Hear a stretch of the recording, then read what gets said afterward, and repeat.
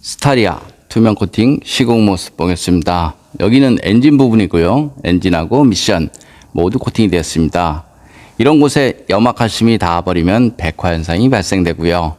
여기 앞쪽 프론트 부분인데요. 모두 코팅이 되었습니다. 여기 홀 안쪽에는 투명 코팅제와 이노왁스를 이용해서 안쪽 시공이 되었고요. 스타리아 처음 나오면 이렇게 페인트가 이렇게 까져 있습니다. 금빛으로 보이는 것은 녹이 아니고 페인트가 까져 있고요. 투명 코팅제 같은 경우는 이런 상태에서 코팅을 해도 부식 안 되니까요. 걱정 안 하셔도 됩니다. 여기는 바퀴의 안쪽 부분이고요. 이런 부분 절삭면 부분인데요. 페인트를 칠하지 않고 출고를 하죠. 그래서 얼마 지나지 않으면 100% 부식이 발생이 될 수 있습니다. 여기 바닥면 쪽 보겠습니다. 바닥면 쪽을 보면 이 차는 캠핑카로 개조하였습니다. 그래 보시면 여기 배터리 있는 부분인데요. 이런 곳은 녹이 좀 덜 납니다. 하지만 물이 머물 수 있는 요 작은 틈새 이런 곳은 100% 녹이 났고요. 여기 자세히 보시면 이런 구멍이 있습니다. 하부 세차를 하거나 눈길 주행을 하게 되면 차체 속으로 물이 들어가면서 이쪽으로 빠지게 되죠. 그럼 물만 들어가는 것이 아니고 작은 모래도 같이 들어가면서 물 배수 라인을 막을 수 있습니다. 여기 모터 있는 부분인데요. 이런 커넥터도 마찬가지죠. 빗길 주행은 방수가 되어 있어서 별 문제가 없습니다. 하지만 고압 하부 세차를 하게 되면 커넥터 안쪽으로 물이 유입이 되면서 정기적인 문제가 발생이 될 수 있습니다. 바닥면 쪽인데요. 여기 막의 개봉 후 안쪽 시공이 반드시 필요하죠.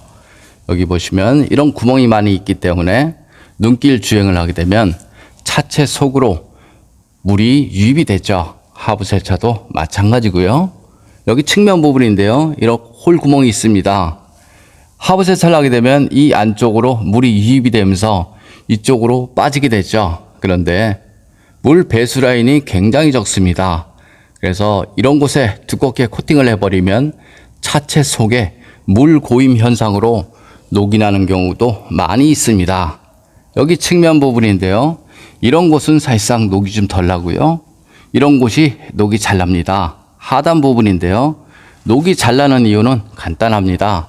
여기 속 안쪽 결로 현상으로 녹이 나는 거고요.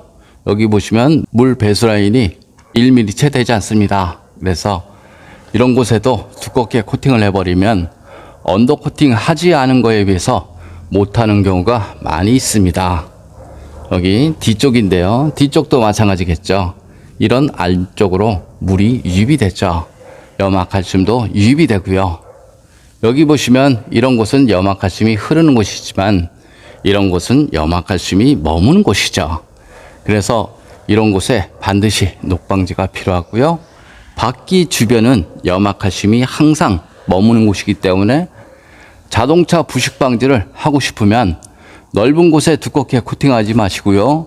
좁은 틈새, 습기가 잘 마르지 않는 그런 곳에 꼼꼼하게 코팅을 하신 것이 좋습니다. 요즘 차량을 보면 이런 센서라든가 이런 거 굉장히 였습니다. 전기장치인데요. 빗길 주행은 별 문제가 없지만 고압 하부 세차로 인해서 정기적인 문제가 발생이 될 수 있습니다. 좀 더 자세한 내용은 네이버에 코팅나라 검색을 하면 제 블로그가 있습니다. 여기도 마찬가지 이런 커넥터가 있죠. 고압 세차는 자동차에 적합하지 않습니다. 남들은 고압 하부 세차로 해서 차량 관리를 한다라고 말하시는 분들이 많이 있습니다. 그런데 그거는 예전 구형 차량을 보고 얘기하는 거고요. 요즘 차량하고는 전혀 다릅니다. 전기장치가 많기 때문에 빗길 주행은 별 문제가 없고요. 고압 하부 세차는 반드시 정기적인 문제를 발생할 수 있습니다. 이상 코팅나라에서 알려드렸습니다.